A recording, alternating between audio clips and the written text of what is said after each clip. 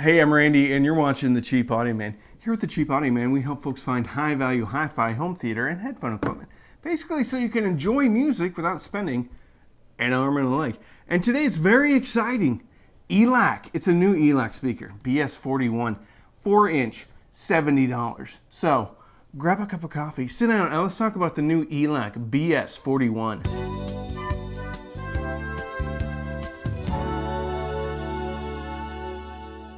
Today's sponsor is the Weem Mini Streamer. For less than $100, one is getting one of the best streamers available. And I'm not saying best available because it's cheap, but because it's actually good.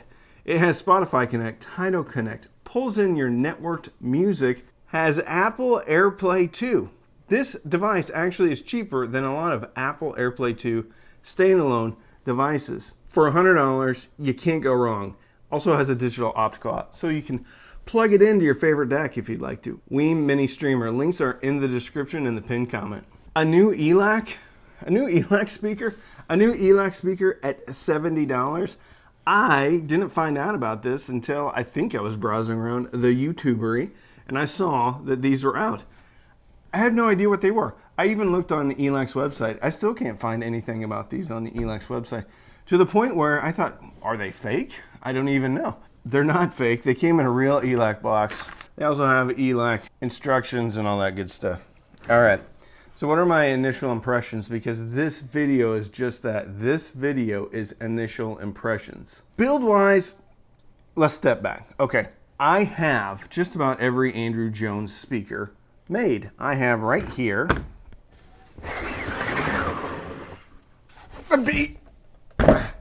the first debut B6s, okay, not the BS.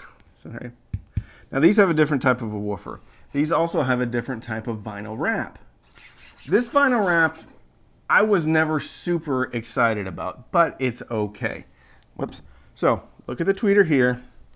Look at the tweeter here. Yeah, little bit different.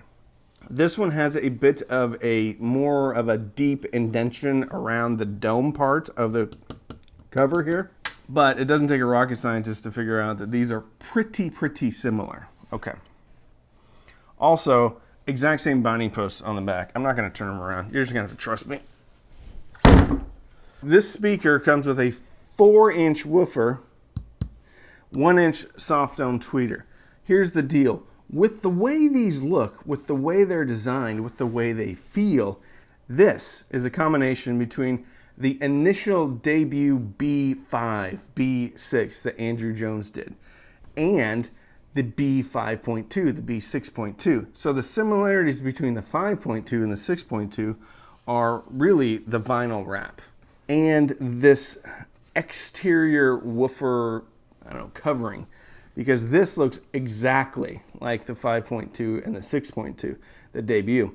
But this is not front ported. And that could be a function of not having enough real estate on the front.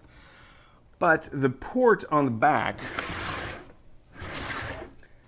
is exactly like the port on the old B6 over here. I mean, exactly.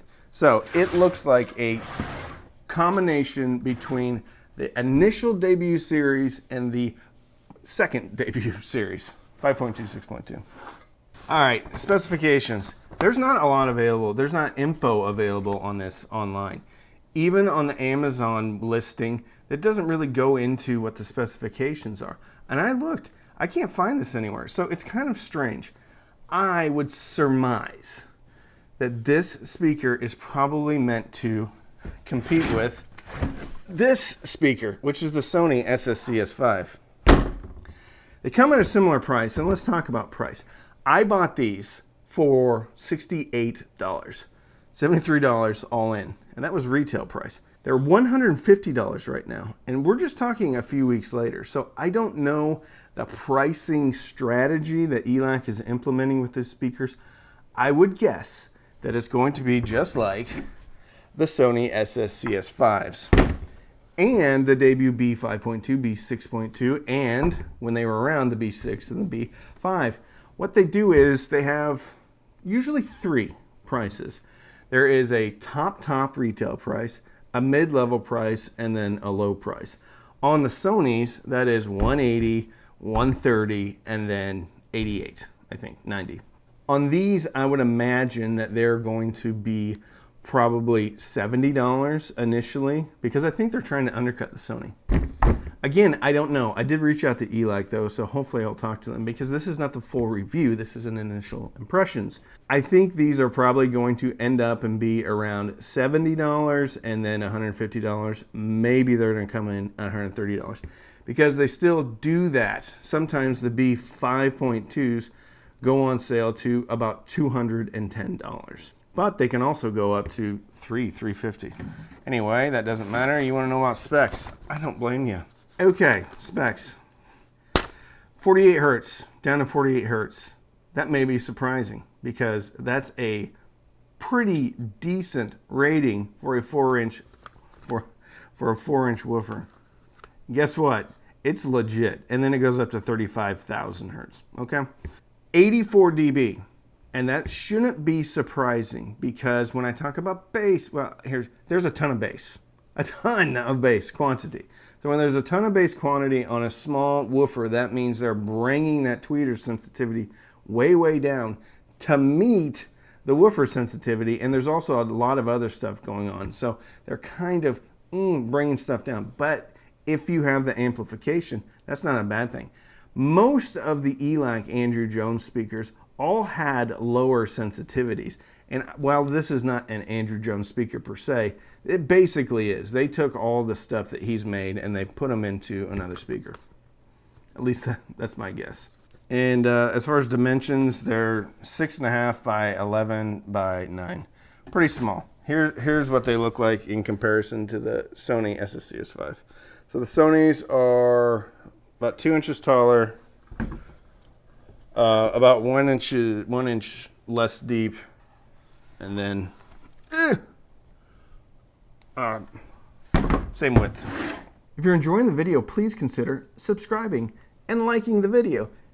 Ting! You may want to turn on bell notifications too, because I post a lot of sales in my community section. And those sales generally are when those products are the cheapest they're going to be, or they're discontinued.